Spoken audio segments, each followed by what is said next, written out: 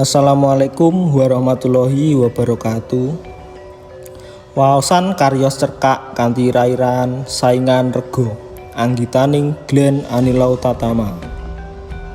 Desa Wonomulyo sing subur dadi panggonan petani tebu nyambut gawe saben dina.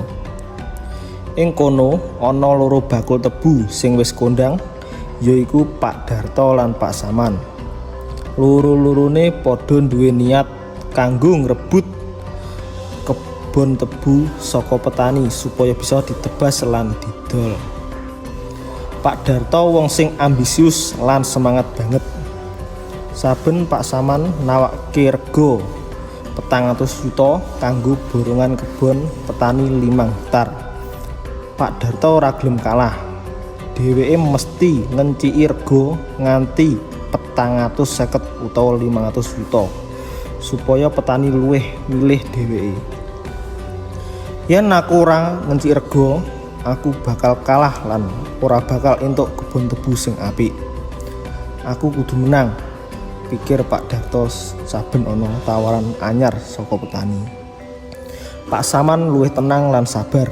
Dheweke yakin rego sing wis wajar lan sistem timbang sing jujur iku penting supaya ben padha entuk keuntungan lan ora ana sing dirugekake. Aku ora pengin saingan rego nganti tekan langit.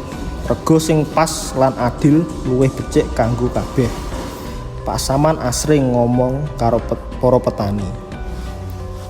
Petani padha bingung, regane saka Pak Darto luwih dhuwur.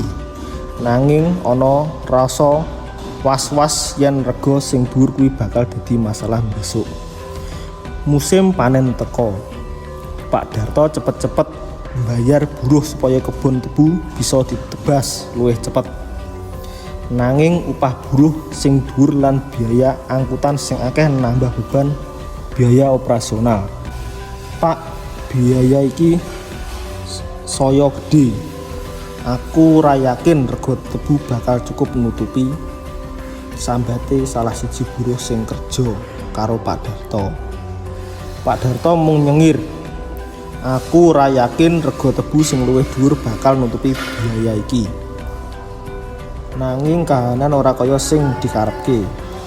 Rego tebu pas panen malah mudhun amarga pasokan sing akeh saka wilayah liya gawe pasar dadi sepi.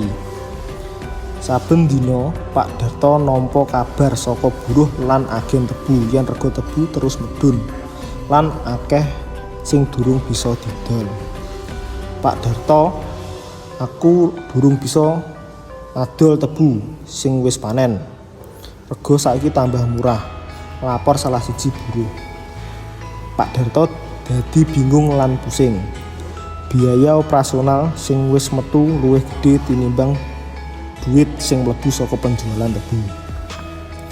Nek kaya ngene terus bakal rugi gedhe, pikir Pak Darto kanthi sedih.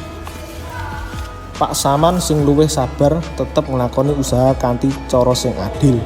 Dheweke ora melu saingan rego sing dhuwur banget, nanging tetep ngupayake supaya sistem timbang lan pembayaran jujur supaya petani ora dirugekake. Sawijining dina Pak Darto ngajak Pak Saman ketemu kanggo rembukan. Aku wis kesel Pak Saman. Ambisiku ngenciki rego malah gawe aku rugi entek-entekan. Apa kita kudu gawe aturan supaya ora ana sing rugi maneh? Ujar Pak Darto kanthi tulus. Pak Saman mesem lan ngangguk.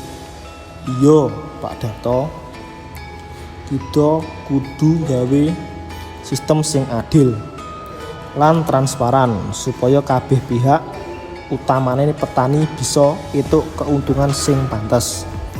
Mula saka kuwi loro bakul kuwi bebarengan ngajak petani rembukan lan gawe aturan supaya rego borongan ora nyebabke kerugian.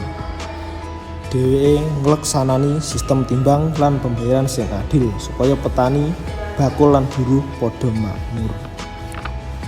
Pesan moral sing iso kajupuk dening cerkak kasebut yaiku Ambisi sing tanpa perhitungan lan ora adil bisa njalari kerugian gede.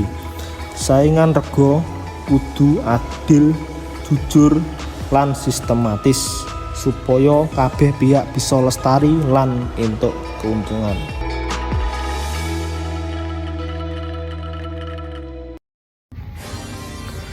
Cekap semanten anggen kula nyariosaken cerkak punika. Mugi ginaos pepiling kang migunani. Wassalamualaikum warahmatullahi wabarakatuh.